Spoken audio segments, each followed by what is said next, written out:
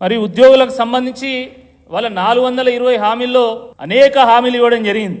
మరీ ముఖ్యంగా pending డిఏలను clear చేస్తామన్నారు. 8 నెలలైంది మీ ప్రభుత్వంలోకి వచ్చి, 5 డిఏలు పెండింగ్ లో ఉన్నాయి ఇప్పటికీ, కానీ ఒక్క డిఏ కూడా క్లియర్ చేయలేదు. అదే విధంగా మరి పిఆర్సీని వేస్తామన్నారు. 6 నెలల్లోనే పిఆర్సీని వేసి పిఆర్సీ రికమెండేషన్ కూడా అమలు చేస్తామన్నారు.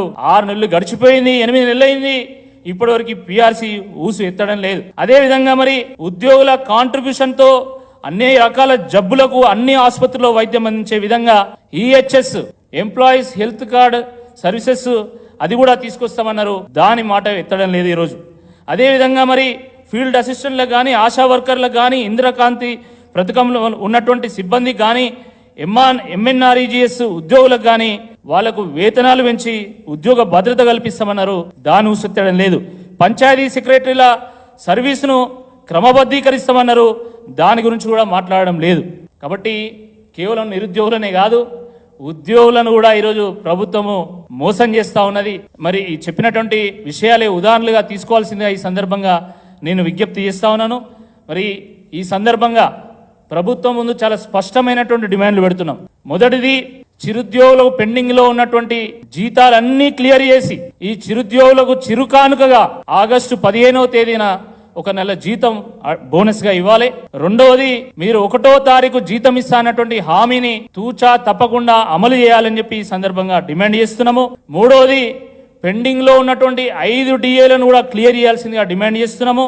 నాలుగవది, 6 నెలల్లో పిఆర్సీని వేసి కొత్త పే స్కేల్ ని అమలు చేస్తామన్నటువంటి మాటను నిలుపుకోవాల్సిందిగా డిమాండ్ చేస్తున్నాము. మరి అన్ని రకాల జబ్బులకి ఉద్యోగుల యొక్క కాంట్రిబ్యూషన్ తోని అమలు చేస్తామన్నటువంటి ఎంప్లాయీస్ హెల్త్ కార్డ్ సర్వీసెస్ ను కూడా అమలు చేయాల్సిందిగా డిమాండ్ చేస్తున్నాము.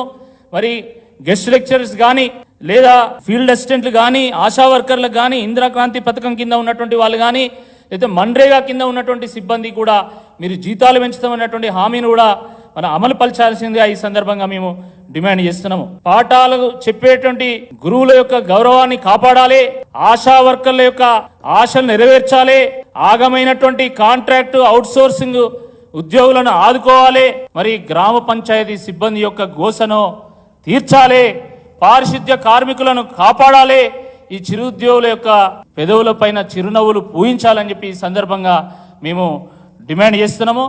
తప్పకుండా మీరు హామీ నెరవేర్చితే సరే, లేకపోతే తప్పకుండా ఉద్యోగస్తుల విషయంలో కూడా మరి బీఆర్ఎస్ పార్టీ ఒక కార్యాచరణ ప్రకటించి ఉద్యోగస్తులతో కలిసి ముందుకు సాగుతాయని చెప్పేసి ఈ సందర్భంగా హెచ్చరిస్తున్నాం.